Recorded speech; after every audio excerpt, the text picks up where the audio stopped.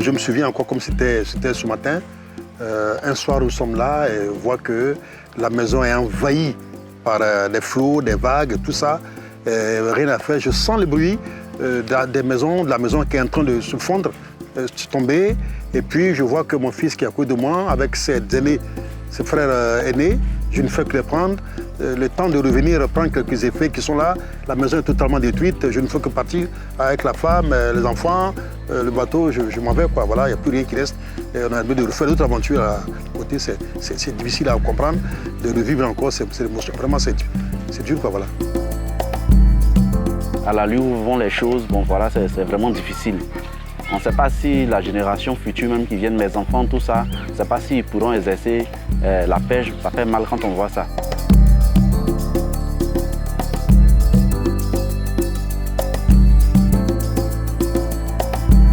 J'ai fait cette plantation pour que je puisse subvenir à mes besoins, pour aider les enfants d'avenir. Quand on faisait la plantation, le régime était vraiment gros, c'était beau à voir. Parce que la pluie était en abondance. Mais de nos jours, la pluie a diminué. Je suis inquiet pour les enfants. Est-ce qu'il y a de bons régimes comme avant? Et à l'étang, il pleuvait beaucoup. Il y avait les gros régimes par rapport à maintenant. Il y avait les arbres, mais maintenant on a tout coupé. Puis mettre les palmiers. Quand vous voyez la poussière, vous savez que vraiment, on manque de pluie beaucoup. Je suis venu m'installer à 20 ans de cela. Avec ma famille, les protéger, les mettre à l'abri. Je suis ce toit-là. Celle-là, elle était là quand elle était toute petite.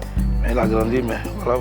Ils voulaient nous protéger, mais on s'est rendu compte que c'est le passage d'eau. Il y a des années passées, il y a eu ravage, les maisons des gens sont tombées, tout ça là. Il y a des voisins qui sont partis dedans. Quand il pleut comme ça, là, moi-même j'ai peur, franchement, j'ai peur. Donc quand la saison pluvieuse, je suis obligée souvent de partir en ville rester avec mes camarades, mes amis, mes soeurs. On est obligé de faire avec. L'inventaire forestier et faunique national, débuté en janvier 2019, vient de se terminer. Malgré le contexte mondial très particulier lié à la crise sanitaire, le ministère des Eaux et Forêts et l'ensemble des intervenants du projet ont réussi à réaliser cet inventaire en 2 années et demie. Pour la réalisation de ce projet ambitieux, le ministère des Eaux et Forêts a reçu des fonds de l'Agence française de développement à travers le programme Contrat de désendettement et de développement. Ce dispositif a fait preuve d'une grande efficacité. Le financement global de l'inventaire forestier et faunique national est d'environ 4 596 millions de francs CFA. ONF International, en consortium avec l'Institut national de l'information géographique et forestière français, IGN et IGNFI, ont été chargés, en tant que maîtres d'œuvre, de réaliser cet inventaire pour le compte du ministère des Eaux et Forêts.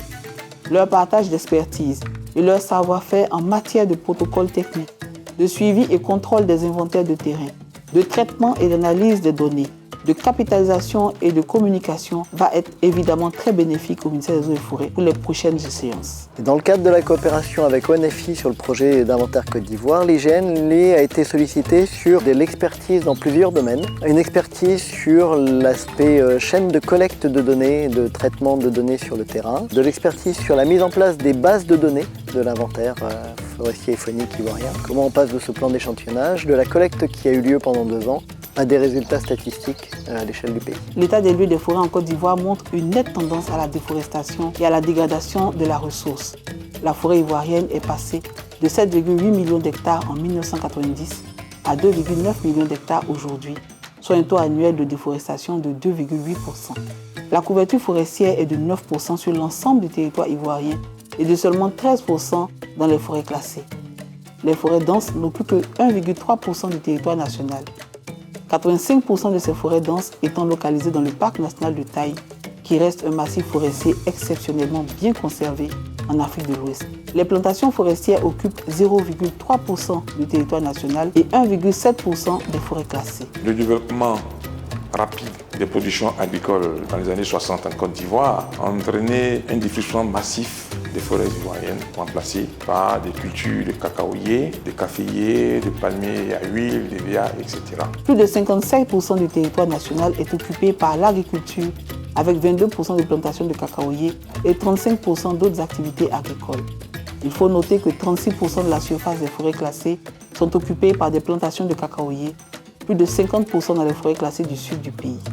Dans les surfaces forestières restantes, dans les forêts classées du sud, les essences commerciales exploitables sont devenues très rares et localisées dans quelques massifs. Quant à la faune, il est aujourd'hui reconnu que son avenir est compromis. Il y a eu de fortes pressions sur les mammifères par le braconnage et également par la destruction de leur habitat. De nombreuses espèces fauniques sont menacées. L'IFFN, couplé aux inventaires menés par l'OIPR dans les parcs nationaux, ont permis d'observer 119 espèces. 18 espèces de mammifères terrestres ont été recensées sur la vingtaine intégralement protégée en Côte d'Ivoire. 26 espèces inscrites sur la liste rouge de l'UICN ont été recensées, dont 11 espèces en danger et 3 espèces en danger critique d'extinction. Pour la moitié de ces espèces, peu d'observations ont été faites, ce qui montre une situation très dégradée de la biodiversité animale, particulièrement pour les chimpanzés et les éléphants. Les clés du succès de cet inventaire ont aussi résidé en grande partie dans l'investissement des ingénieurs du ministère des Eaux et Forêts et de chaque opérateur ivoirien, à savoir la SODEFOR, l'ANADER et l'OIPR. Le ministère des Eaux et Forêts tient à les remercier pour leur engagement. Le ministère tient également à remercier les populations pour l'accueil qu'elles ont bien voulu réserver aux agents lors de leur visite.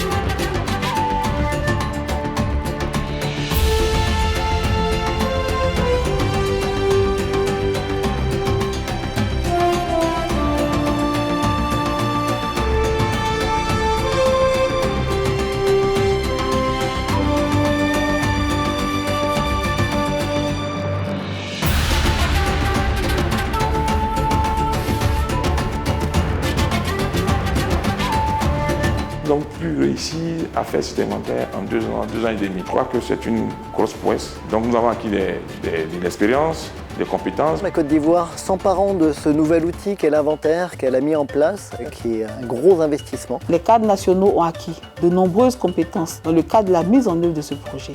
Ces compétences ne seront pas perdues car le ministère des Eaux et Forêts va mettre en œuvre une structure pérenne qui assurera l'organisation des prochains inventaires. L'organisme en charge de ces forêts doit non seulement effectivement être capable de sortir une ressource bois intéressante du point de vue économique, écologique et de la durabilité, mais aussi garantir la durabilité des forêts, du fait qu'elles seront bien maintenues, régénérées et qu'elles continueront à pousser pour les générations à venir. Grâce à toutes ces données actualisées sur la quantité et la qualité des ressources forestières et fauniques, l'État ivoirien pourra mettre en œuvre sa stratégie nationale de préservation, de réhabilitation et d'extension des forêts. La décision de mettre en place cet inventaire, c'est une décision politique qui a un sens très fort puisque les Ivoiriens savent très bien que la situation de la forêt ivoirienne est plutôt fortement dégradée et que cet inventaire va permettre de mettre une sorte d'état zéro précis de la situation actuelle qui devrait leur permettre après justement de déployer une politique en connaissance de cause. L'IFFN constitue un véritable enjeu pour notre gouvernement et permettra d'avoir des données fiables pour